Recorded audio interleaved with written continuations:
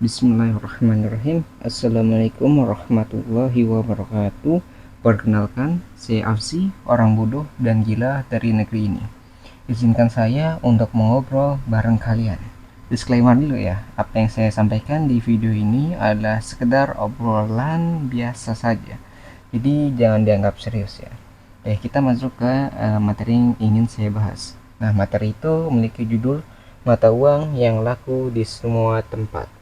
Nah, mungkin kalian pernah dengar bahwa ada mata uang yang dapat digunakan dimanapun kalian berada, dan semua orang akan menganggap uang tersebut adalah hal yang sangat berharga.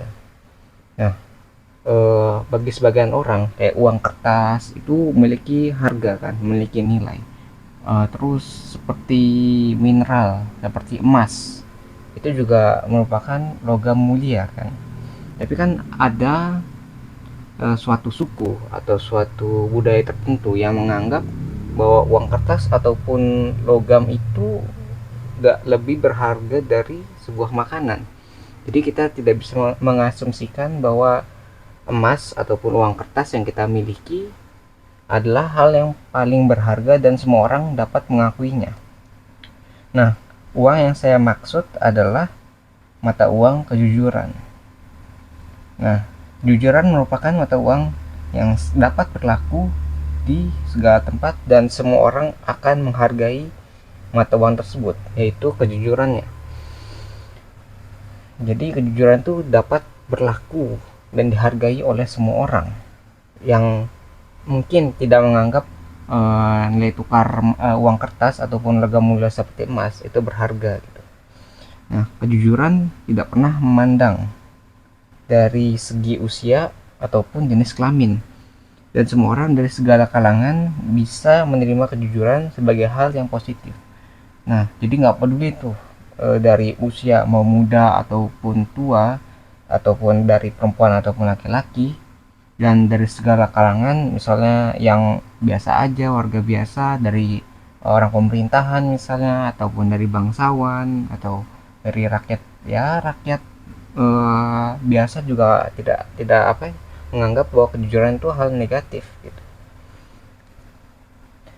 Terus jujur biasanya memiliki makna ya, mengungkapkan atau menyampaikan sesuatu dengan tidak menambah atau mengurangi dari kenyataan sebenarnya. Nah, itu kayak apa ya? Jadi ngomong apa adanya gitu. Kalau di ngomong dengan lisan ya.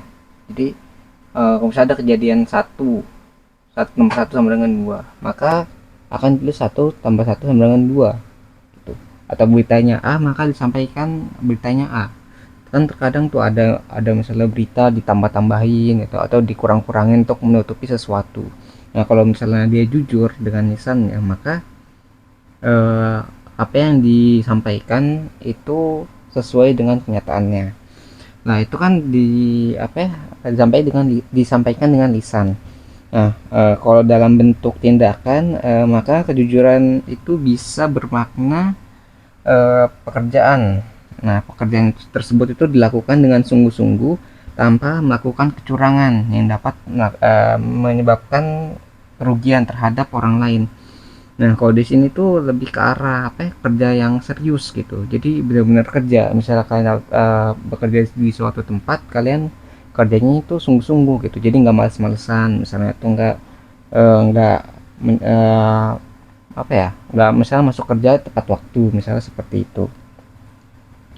Nah, kejujuran itu dapat diterapkan hampir di segala bidang kehidupan masyarakat, sehingga dapat bermanfaat secara umum bagi masyarakat. Nah, langsung masuk ke contohnya aja ya. Nah, misalnya ketika di bidang pemerintahan nih, pemerintahan tuh jujur dalam menjalankan program pemerintahan, dan karena kejujuran itu, manfaat dari program itu bisa dirasakan oleh masyarakat gitu. Jadi misalnya pemerintah memiliki program untuk membangun infrastruktur. Nah, ketika pemerintah itu menjalankan programnya dengan baik, maka infrastruktur yang sudah jadi itu akan bisa dinikmati oleh masyarakat secara umum gitu. Jadi masyarakat di bawahnya itu bisa merasakan pembangunan tersebut gitu.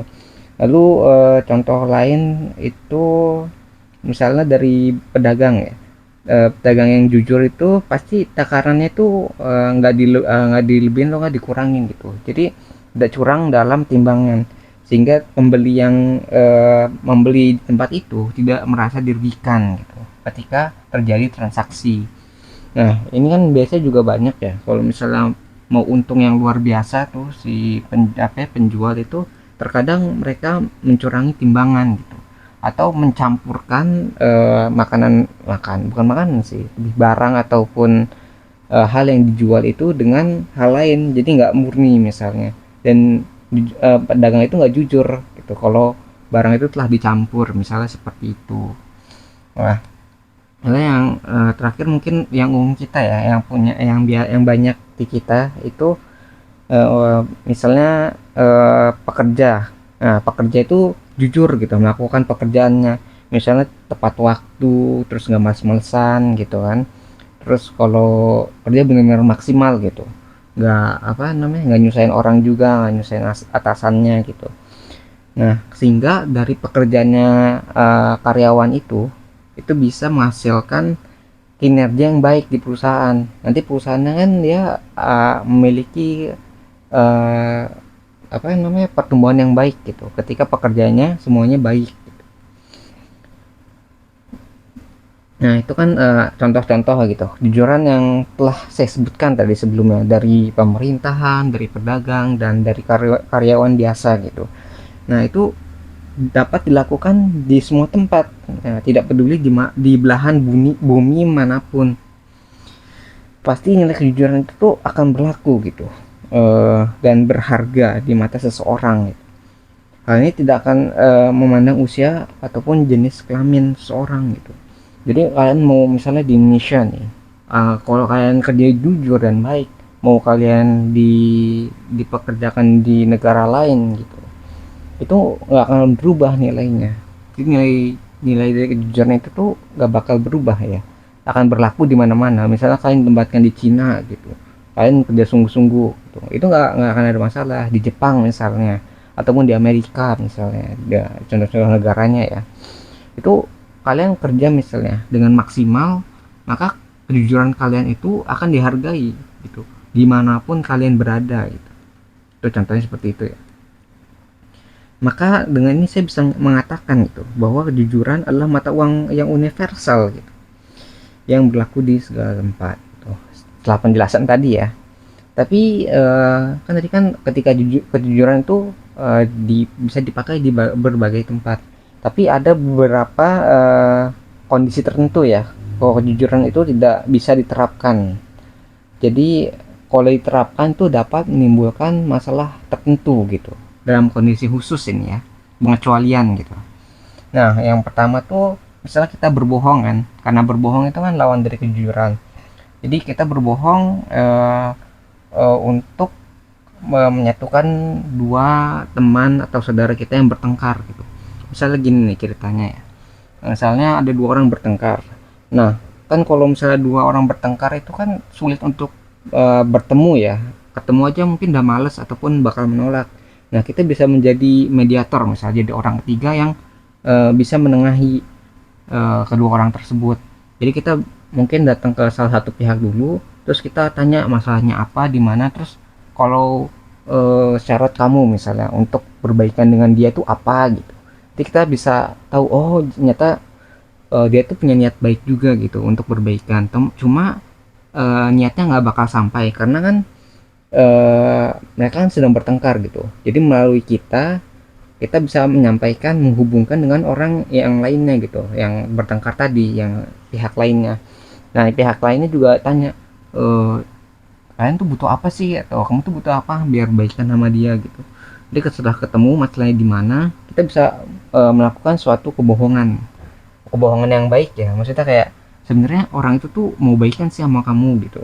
Nah seperti, jadi ketika bilang oh sebenarnya dia malu aja gitu untuk baikan sama kamu, sebenarnya kalau bisa kamu tuh lebih berani gitu untuk minta maaf duluan misalnya gitu.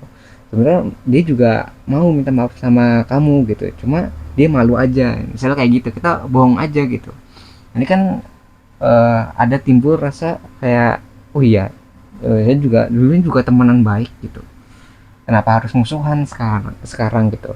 Kita bisa menghubungkan kedua orang tersebut. Kita mungkin melakukan kebohongan kecil lah untuk memperbaiki hubungan persahabatan seperti itu. Lalu contoh kedua itu kita bisa berbohong untuk menjaga keharmonisan rumah tangga.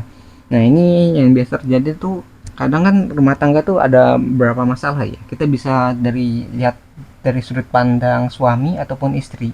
Misal dari sudut pandang suami kan biasanya kerja tuh capek dari pekerjaannya tuh, sampai rumah tuh udah lemes lah kalau misalnya benar-benar kerja ya. Itu dari pagi pulang malam, itu kan udah capek kan. Atau ya jangan sampai malam juga sih, itu terlalu panjang biasanya kan. Atau enggak lagi lembur lah, nah itu kan lagi capek. Tapi pagi saat pulang, ketika ngeliat rumah masih banyak pekerjaan rumah, suami itu membantu pekerjaan rumahnya gitu, pekerjaan rumah istri misalnya. Pas si istri itu bertanya, mas kok bantuin nggak capek gitu, bilang misalnya kayak gitu, nanya kan si istrinya. Nah si suami tuh ngejawabnya bilang, oh enggak, tadi lagi kosong aja jadi nggak terlalu capek gitu. Padahal kebenarannya tuh lagi capek, bener capek gitu. Terus si istri juga punya sudut pandang istri. Kita bilang misalnya istri itu kan dia capek ngurus anak ya. Biasanya kan kalau udah punya anak tuh kadang anak-anak acak-acak apa, terus beresin rumah capek, bersih-bersih rumah dan lain-lain. Si istri juga melakukan kebohongan juga. Jadi kayak ketika suami nanya, kamu di rumah tadi baik-baik kan, itu anaknya gimana, misalnya anaknya itu, terus si istri bilang oh ya baik kok, nggak masalah gitu, nggak capek kan. Misalnya si suami nanya lagi, oh enggak kok, kita lagi ini aja nih, senang-senang aja lagi kan, tadi udah misalnya bersihin rumah terus ini, nggak apa-apa kok gitu. Nah ketika dua orang ini berbohong kan, mereka ingin menghormati perasaan pasangannya gitu. Jadi kedua ini boleh dilakukan gitu untuk menjaga keharmonisan rumah tangga. Nah pada ujungnya ya, misalnya seiring dengan berjalannya waktu, walaupun dengan kebohongan ini, kedua pasangan itu akan saling menyadari bahwa sebenarnya dia tahu bahwa pasangannya itu sedang capek gitu. Jadi sebisa mungkin gitu, kayak menghargai aja gitu. Pasti kalau misalnya emang benar dilakukan seperti itu, biasanya seiring berjalannya waktu, mereka akan saling menyadari gitu, saling sadar gitu kalau dua-duanya itu memang capek, tapi saling berusaha untuk merasakan gitu rasa sakit gitu pasangan yang lainnya, misalnya seperti itu. Nah kalau misalnya udah terjadi seperti itu ya, bagaimana nggak harmonis gitu, bagaimana nggak bertahan, pasti bertahan gitu ininya, rumah tangganya seperti itu ya. Karena kan adem-adem aja gitu, anaknya juga pasti ngeliat, wah orang tua saya gitu kan, wah nggak broken home gitu kan, jadinya harus ngeliat pertengkaran misalnya. Nah untuk yang contoh tadi kan contoh kedua tuh, yang setelah mendamaikan saudara atau teman, terus menjaga keharmonisan rumah tangga yang kedua. Terus yang ketiga itu kita bisa melakukan kebohongan juga pada saat terjadi perang. Nah perang ini adalah kayak ini ya, lebih ke arah intelijensi kan. Jadi kekuatan militer itu mungkin bisa dirahasiakan. Jadi bayangin aja nih ya, kalau misalnya apa kekuatan militer kita diketahui oleh negara-negara lain. Jadi kita benar-benar transparan terhadap kekuatan militer kita. Dari banyaknya personel militer kita, banyaknya kendaraan kendaraan lapis baja atau kendaraan tempur kita, terus pesawat ataupun helikopter, semuanya transparan misalnya. Terus diketahui semua markas militer di seluruh bagian atau daerah operasinya di mana gitu, tempatnya di mana aja diketahui. Nah bayangin aja kalau misalnya ada orang yang atau bukan orang sih, lebih ke negara yang berniat buruk gitu terhadap kita gitu. Nah kalau mereka sudah mengetahui di mana titik lemahnya gitu, mereka akan menyerang tempat-tempat tersebut gitu, sehingga menyebabkan kerusakan yang lebih parah gitu jika dibandingkan dengan mereka tidak mengetahuinya gitu. Bahkan mungkin mereka bisa mengetahui informasi bahwa berapa banyak barang militer kita yang udah nggak bisa pakai gitu, jadi cuma jadi kayak pajangan doang gitu kan. Itu tambah lebih bahaya lagi sih daripada mereka nggak tahu gitu. Jadi kan rahasia itu ketika dijaga itu dapat menenangkan gitu, menenangkan kondisi atau menstabilkan kondisi masyarakat gitu. Kita kan menganggap kalau wah udah aman nih, ada perlindungan gitu dari tentara-tentara gitu kan. Kalau misal diketahui kekuatannya terus diserang, ya kita nggak bisa ngapa-ngapain karena yang ngebela kita udah diketahui kekuatannya sebesar apa misalnya. Nah itu untuk contoh-contohnya. Tadi kan udah tuh dari awal kita ngebahas bagaimana sifat kejujuran itu dipakai, pengertiannya dan lain-lain itu bisa digunakan seperti apa sampai ada pengecualian gitu ketika kejujuran itu bisa tidak digunakan atau kita melakukan suatu kebohongan gitu, tapi harus di kondisi yang tepat dengan tujuan yang tepat juga gitu. Jangan sampai digunakan karena kebohongan boleh dilakukan yang harusnya kita jujur gitu. Itu kayak misalnya korupsi. Korupsi kan suatu kebohongan gitu, ketika mereka harusnya jujur mengalokasikan uang ataupun pekerjaan mereka dengan baik, tapi mereka bohong dengan pekerjaan mereka, dengan data-data mereka misalnya. Itu kan salah satu cara yang salah gitu untuk memahami apa yang saya sampaikan sebelumnya. Nah mungkin sekian ya obrolan yang saya lakukan, obrolan tanpa beban yang saya sampaikan pada kalian.